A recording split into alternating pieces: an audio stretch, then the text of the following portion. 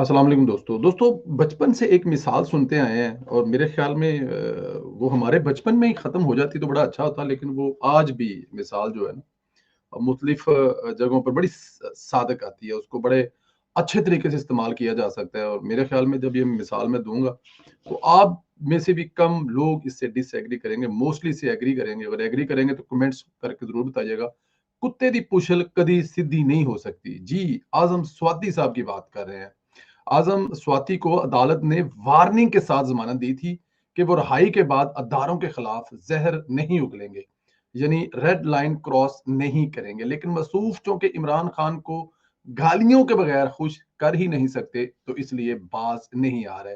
चंद दिन पहले दोबारा स्वाति ने फौजी अफसरों के लिए लफ्ज बेगैरत इस्तेमाल किया था। मतलब जो अदालत ने उनको वार्निंग देकर छोड़ा था, वो उन्होंने इसका असर नहीं लिया और उन्होंने इसको सीरियस भी नहीं लिया। और फिर क्योंकि अब जाहिर है उनकी मीडिया से भी थोड़ी सी कम हो गया था, सोशल मीडिया पे भी उनको बहादुर बना के पेश नहीं किया जा रहा था। इमरान खान तक भी मैंने उनकी कोई तस्वीर देखी नहीं है कि इमरान खान ने उनको बुलाया हो। वो सोच रहे थे कि शायद जब रहाई पा के आएंगे तो उनको कहेंगे लाहौर ही आके रहे, सुबह आ जाया करते, शाम तक मेरे कोल ब्याह कर, लेकिन ऐसा कुछ नहीं हुआ। तो इसलिए उन्होंने दोबारा फिर वही जुबान इस्तेमाल की जो जुबान इमरान खान को पसंद है। दुम सीधी नहीं हो रही थी तो फैसला किया गया इसे मजीद बोतल में बंद किया जाए। आजम स्वाति की जमानत मनसूख करने के लिए FIA ने इस्लामाबाद हाई कोर्ट से रजू कर लिया है। चीफ जस्टिस आमर फरूक कल समाअत करेंगे। आजम स्वाति की तकरीर जो कि उन्होंने की थी वो भी अदालत में पेश कर दी गई है और वीडियो CD भी जमा कराई गई है अदालत में, ताकि अदालत को कोई किसी किस्म का शक या शुबा ना रहे कि ये जिसको मतलब कि कहने के बावजूद कि ये बाहर रहने वाले लोग नहीं हैं, अब ये बाहर निकलकर सिर्फ इंतशार पैदा करेंगे ताकि अदालत को भी लगे समझ कि आपने वार्निंग दे के छोड़ा है कि हरकतें सीधी नहीं हुई। दोस्तों, तारीख में इक्तदार और नौकरी, ये दो लफ्ज इस्तेमाल कर रहा हूं। तारीख में इक्तदार और नौकरी के बाद हमने कभी किसी को इतना जलील होते नहीं देखा जितना इमरान खान और बाजवा साहब एक दूसरे को कर रहे हैं। जी हाँ, इमरान खान अपनी हर कमजोरी, हर नाकामी और नहली का इल्जाम बाजवा साहब पर डाल रहा है और बाजवा साहब भी खूब जवाब दे रहे हैं। इमरान खान के गुज़श्ता इल्जामात पर बाजवा साहब ने पहले जावेद चौधरी को फोन किया, जावेद चौधरी ने फोन ही नहीं उठाया और फिर एक भांड को, एक मरासी को फोन किया। यानी मरासी तो आप समझ गए होंगे मैं किसको कहना चाह रहा हूँ। जी, मैं मरासी जिसको कह रहा हूँ उसकी स्क्रीन पे तस्वीर भी आ गई है। जी, एक आफ्ताब इकबाल साहब को फोन किया। अब अंदाजा करें कि बाजवा साहब का पहले बाजवा साहब ने शिकवा किया, जी मेरा फोन कामरान खान नहीं उठा रहे, और फिर उसके बाद जावेद चौधरी फोन नहीं उठा रहे। तो बाजवा साहब का आखिरी जो आहिस्ता आहिस्ता अभी उन्होंने आफ्ताब इकबाल को फोन किया, उसके बाद फिर किसी और ऐसे मसखरे को फोन करके अपना दुखड़ा रोएंगे। क्या कहा बाजवा साहब ने बकौल आफ्ताब इकबाल साहब के, वो सुनिए। इमरान खान की स्पीच लग गई। अब इमरान की स्पीच मैं भी सुन रहा था। थोड़ी देर बाद बाजवा साहब का फोन आया, निहायत सीख बात है, आग बगोला। तो कहने लगे कि आप दोस्ती की, आप अहिंसा की और अकोमोडेशन की बात करते हैं, नरमी की बात करते हैं, तो खान को देखा वो क्या कर रहा है, कैसे चिल्ला रहा है मेरे खिलाफ, ये कह रहा है वो कह रहा है। अच्छा जनाब, मुझे कहने लगे कि ये बाज नहीं आ रहा, ये पता नहीं क्या समझ बैठा है, इसके दिमाग में खन्नास डाल दिया है किसी ने कि मैंने इसको इक्तदार से बाहर किया। भाई, सुप्रीम कोर्ट ने वर्डिक्ट दिया था कि जाएं और वोट लें, इस पर मेरी ख्वाहिश।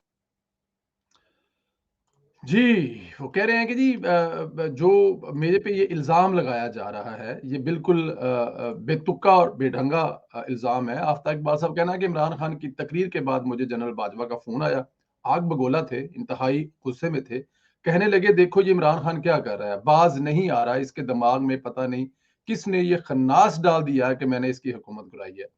मुझे लगता है कि अगर बाजवा साहब पर पाबंदी ना होती तो ये प्रेस कॉन्फ्रेंस करके खुद इमरान खान को नंगा कहते, कह रहे कि हमने मैंने इसकी हुकूमत में कैसे गिरा, मैंने ऐसी हुकूमत कैसे गिराई है। और इससे पहले जुवैद साहब के कॉलम में वो बता चुके हैं कि उन्होंने कहा हाँ हमारा ये कसूर है कि हम इसकी हुकूमत बचा नहीं सके। लेकिन जब ये इल्जाम लगाते हैं कि इनकी जो हुकूमत है वो हमने गिराई है, ये एक बहुत बड़ी ज्यादती है, क्योंकि हमने इनकी हुकूमत हरगिज नहीं गिराई। हाँ, इनकी हुकूमत हम बचाई नहीं हमने। یہ بس ہمارا قصور ہے. لیکن عمران خان صاحب جو صرف باجوہ صاحب کو گالیاں نکالتے ہیں تو پتہ نہیں یہ بتانا کیوں بھول جاتے ہیں کہ ان کی حکومت لے کر بھی عمران خان ہی آئے تھے. جی اگلا کلپ سنیے ذرا بھانڈ کا. اور لرزہ خیز عمران کے لیے نہیں، خود جنرل باجوہ کے لیے کہتے ہیں کہ میرے پاس ایسی ایسی ٹیپس ہیں کہ جب یہ میرے پاس آیا کرتا تھا اور مجھے کہتا تھا کہ آپ نے نواز شریف کو کیا شاندار شکنجے میں آپ نے پھانسا ہے، اور اب آپ اس کو یہ کر دیں، اب آپ اس کو وہ کر دیں، تو میں تو یہ چیزیں ریکارڈ کرتا تھا. اب میں نے کہا بھی جنرل صاحب یہ بات آپ نے غور کیا ہے کہ یہ آپ کے کتنے خلاف جائے گی؟ کہتے میں نہیں اب گھبراتا، میں نہیں ڈرتا. جس کا مطلب یہ تھا تو کہنے لگے کہ میرے پاس ایسی اس کی چیزیں جو میں نے ریکارڈ کی ہوئی ہیں، خود ریکارڈ. اچھا مجھے اس سے لگا کہ جنرل صاحب چھوٹے سے جیمز بانڈ بھی ہیں کہ میں خود ریکارڈ کیا کرتا تھا، یا انہوں نے اسپیسیفکلی ایکسکلوسیولی زور دیتے ہوئے کہا کہ میں خود کرتا تھا، فیض کو بھی نہیں پتا، فیض کو بھی نہیں. جیسے ایک دم جیسے کہتے ہیں نا، فیض کو سیکیور کرتے ہوئے میں نے محسوس کیا، یا میرے اندر کے سو کالڈ گھاگس نے یہ محسوس کر لیا کہ یہ فیض صاحب کو بچانے کے چکر میں ہے، یا اونس سارا اپنے اوپر لینے کے اس میں. ظاہر ہے کہ یہ ریکارڈ ہوئی ہوگی گفتگو، ریکارڈنگز بے شمار ہوتی ہیں. تو کہنے لگے کہ فیض کو بھی نہیں پتا، میں خود کرتا رہا ہوں، میں نے خود کیا، خود کروایا ریکارڈ، اور میرے پاس بہت ساری چیزیں جو میں پھر بتاؤں گا، پھر میں ریویل کروں گا کہ یہ کتنے پانی میں ہے. یہ جی کیا اس پہ بات کی جائے. ایک دفعہ بڑا انکشاف ہے کہ میاں نواز شریف کے حق میں ایک اور بڑی گواہی آ گئی. نواز شریف کو تو پھر سرخرو ہو گیا نا. آفتاب اقبال نے کہا ہے کہ جنرل باجوہ نے مجھے کہا کہ میرے پاس عمران خان کی ایسی آڈیوز اور ویڈیو ہیں جو میں نے خود ریکارڈ کی ہیں. جب میرے پاس آیا کرتا تھا تو کہتا تھا کہ جنرل صاحب آپ نے نواز شریف کو کیا خوب شکنجے میں پھنسایا ہے، اب اس کے ساتھ یہی کریں، یہ کر دیں، وہ کر دیں. اور باجوہ صاحب کہہ رہے ہیں کہ جی یہ ویڈیوز اور آڈیوز میں نے خود ریکارڈ کی ہیں، اس میں جنرل فیض کا بھی کوئی ہاتھ نہیں ہے. مجھے ایک بات بتائیں، جب عمران خان ان کے پاس آتے تھے، یہ الفاظ انہی کے، باجوہ صاحب کے الفاظ، کسی اور کے الفاظ نہیں، باجوہ صاحب کے الفاظ، کہ جب میرے پاس آتا تھا تو کہتا تھا کہ آپ نے نواز شریف کو خوب پھنسایا ہے شکنجے میں. تو اس کا مطلب کیا ہے؟ جو دنیا پوری کہتی ہے، جو نواز شریف نے گجرانوالی تقریر میں کہا تھا، جو نواز شریف نے ایک بیانیہ بنایا تھا، اس میں کہاں پر غلطی ہے اور کس جگہ پر غلطی ہے؟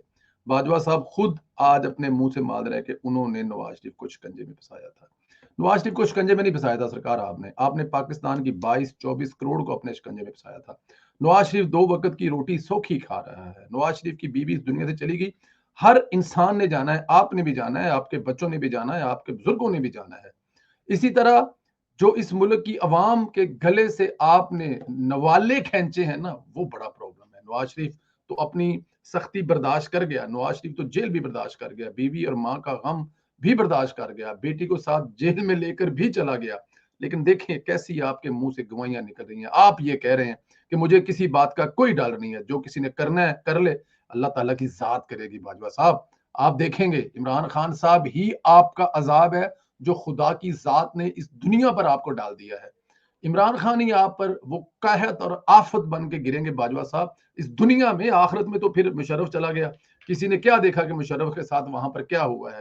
اندازے لگا سکتے ہیں نا، کتنے کو قاتل ہے، کتنے کو بیچا ہے، کتنوں کو مروایا ہے، لیکن کیا ہوا اس کے ساتھ کس نے دیکھا؟ لیکن ہم نے دنیا میں جو مشرف کا حال ہے وہ بھی دیکھا ہے. اور باجوہ صاحب ابھی آپ کا حال بھی ہم دنیا میں دیکھیں گے کہ آپ خود اپنے منہ سے مان رہے ہیں کہ نواز شریف کے ساتھ آپ نے زیادتی کی. نواز شریف تو آج پھر عوام کا ہیرو ہے، لیڈر ہے، لیکن جس کو آپ لے کے آئے تھے نا، وہ صبح شام آپ کو گالیاں نکال رہا ہے، ہر چوک میں نکال رہا ہے، ہر گلی میں نکال رہا ہے، اور ہر جگہ پر نکال رہا ہے. یہ اللہ تعالیٰ کی ذات کا انصاف ہے اور خدا کا فیصلہ ہے جو خدا کی ذات نے آپ پر جو نواز شریف نے خدا کی ذات پر چھوڑا تھا. جی سر، آگے رانا ثناء اللہ صاحب نے بھی ایک بیان داغ دیا ہے کہ بیان دہل کہہ دیا ہے کہ نواز شریف کی حکومت گرانے میں 5 لوگوں. جی باقی میں چاہتا ہوں کہ آپ ویڈیو سنیں اور اس کے بعد پھر لوگوں کا ذکر کرتے ہیں کہ یہ کیا ہے. ویڈیو سن لیں گے تو آسانی ہو جائے گی. یہ مشکل عام طور پر بات سمجھی جاتی ہے کہ اسٹیبلشمنٹ کے اوپر بات کرنا، لیکن مریم نواز نے اپنے جلسوں کے اندر اس ایشو کو اٹھایا، بابا رحمتے کو بھی اٹھایا ہے، جنرل فیض کا رول، جنرل باجوہ ساروں کو ڈسکس کرتی ہیں. کیا رول تھا ان سب کا آپ کی حکومت کو گرانے میں؟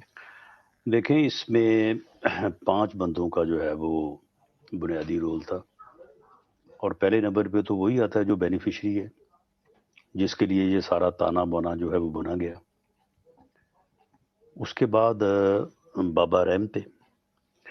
اگر بابا رحمتے جو ہے وہ پوری طرح سے اس پروجیکٹ کو جو عمران خان کو اس قوم کے اوپر مسلط کرنے کا پروجیکٹ تھا، یا میاں نواز شریف کو اور پاکستان کو جو کہ دہشت گردی اور لوڈ شیڈنگ کے اوپر قابو پانے کے بعد ایک اپنی ترقی کی جو طرف جو ہے وہ بڑھ رہا تھا، اس کو روکنے کا، تو اگر سرپرستی بابا رحمتے کی نہ ہوتی تو شاید یہ معاملہ جو ہے یہ سرے نہ چڑھ سکتا. آصف سعید کھوسہ صاحب، کیونکہ وہ اس بینچ کے سربراہ تھے جس بینچ نے یہ فیصلہ دیا تھا، اور اس کے بعد پھر جو ہے وہ باجوہ صاحب، جنرل فیض حمید صاحب جو اس وقت ڈی جی آئی تھے. تو یہ لوگ جو ہیں یہ پوری طرح سے جو ہے یہ 5 لوگ جو ہے یہ ان کے درمیان تھا یہ، اور ان کی آپس میں مکمل انڈرسٹینڈنگ تھی، اور اس کے مطابق انہوں نے، اور اب تو سر تو اس کا مطلب یہ ہوگا کہ عدالتیں اس وقت یا عدالتی فیصلے جو اس وقت کے تھے وہ اسٹیبلشمنٹ مینج کر رہی تھی. نہیں، میرا تو خیال ہے کہ عدالتیں خود بھی سارا کچھ مینج کر رہی تھی. بابا رحمتے صاحب جو ہیں وہ مینج ہو نہیں رہے تھے، بلکہ سارے معاملات کو مینج کر رہے تھے. وہ اس وقت وہ ڈیم والی کہانی بھی لے کے چلے ہوئے تھے، لیکن ابھی میں نے یعنی وہ اس سازش کا حصہ تھے. مینج سے تو مراد یہ ہے نا کہ جی کوئی ان کو مجبور کر رہا تھا، نہیں، میرا نہیں خیال کہ ایسی بات تھی. اللہ اکبر، اللہ اکبر. 5 لوگ: عمران خان، ثاقب نثار، آصف کھوسہ، جنرل بازا اور جنرل فیض حمید. پورا منصوبہ انہی 5 لوگوں نے بنایا تھا. سپریم کورٹ سب کچھ مینج کر رہی تھی. ان 5 کی مکمل انڈرسٹینڈنگ تھی. اگر عمران خان پروجیکٹ کی سرپرستی میں بابا رحمتے نہ کرتے تو یہ پروجیکٹ مکمل نہیں ہو سکتا تھا. یعنی اب حکومت نے بھی فیصلہ کر لیا کہ ان کرداروں کو سامنے لایا جائے گا، اور ان کرداروں کے بارے میں ایک چیز عوام کے سامنے رکھی جائے گی، تاکہ عوام کو پتہ لگے کہ کون یہ سب کرتا رہا ہے اور کنہوں نے یہ سب کچھ کیا ہے. میرے خیال میں یہ ضروری بھی ہے، یہ ہونا بھی چاہیے. دیکھیں، ثاقب نثار کے بغیر یہ مکمل نہ ہوتا. جنرل فیض حمید، دیکھیں، شوکت عزیز صدیقی سے بڑی گواہی تو کوئی نہیں دے سکتا تھا. جن کے پاس جنرل فیض حمید صاحب آئے تھے، کہا تھا کہ ہماری 3 سال کی محنت ضائع ہو جائے گی اگر آپ نے ان کو الیکشن میں اندر جیلوں میں نہ ڈالا، تو ہماری تو محنت ضائع ہو جائے گی. تو لیکن دوسری طرف بابے رحمتے نے کہا جی میرے پاس آ جائیں، میں سب سیٹل ڈاؤن کرتا ہوں.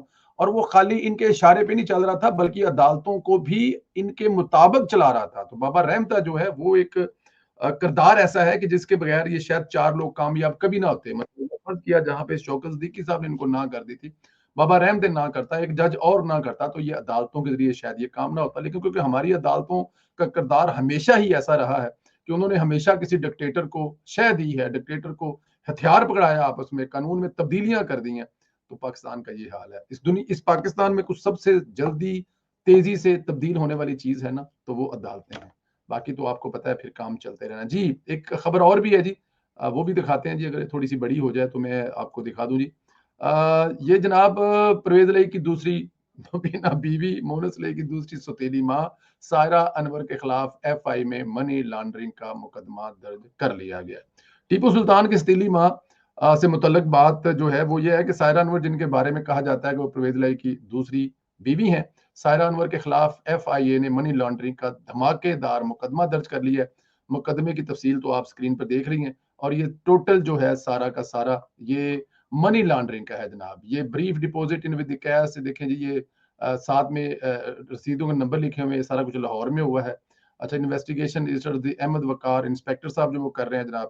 اس میں یہ دیکھ لیں جی کہ کیش ڈپوزٹ جو ہے وہ دیکھ لیں آپ 9/6/2022 کو، یہ انہی دنوں میں ہوا ہے جب چودھری صاحب جو وزیر اعظم تھے. یہ مطلب کہ 6 لاکھ ہے، یہ 12 لاکھ ہے، یہ مطلب یہ دیکھیں چودھری برادران جو ہیں کہاں کہاں سے کس کس کے نام پر کیم ڈالتے رہے ہیں، کن کن کے نام استعمال کر منی لانڈرنگ کرتے رہے ہیں، اور کن کو خوش کرتے رہے ہیں. ظاہر ہے جو چودھری صاحب کو خوش کرتی ہوگی، چودھری صاحب اس کو بھی تھوڑا بہت تو خوش کرتے ہوں گے. تو ٹیپو سلطان کی جو دوسری امی ہے نا وہ پکڑی گئی ہے اور اس پہ مقدمہ ہو گیا. ٹیپو سلطان بیچارہ جو ہے وہ خود یورپ میں دھکے کھا رہا ہے، اور اماں جو ہے دوسری اس کی پاکستان میں اب دھکے کھائے گی. اب یہ لوگ جو ہے نا وہ کہتے ہیں کہ فرا گوگی کے بعد ایک دوسری فرا گوگی جو ہے وہ نکل آئی ہے جس کے نام کے ساتھ سارا کچھ ہو رہا تھا. دوستوں مجھے اجازت ہے، انشاءاللہ دوسرے ویڈیو میں ملاقات ہوگی. خدا حافظ.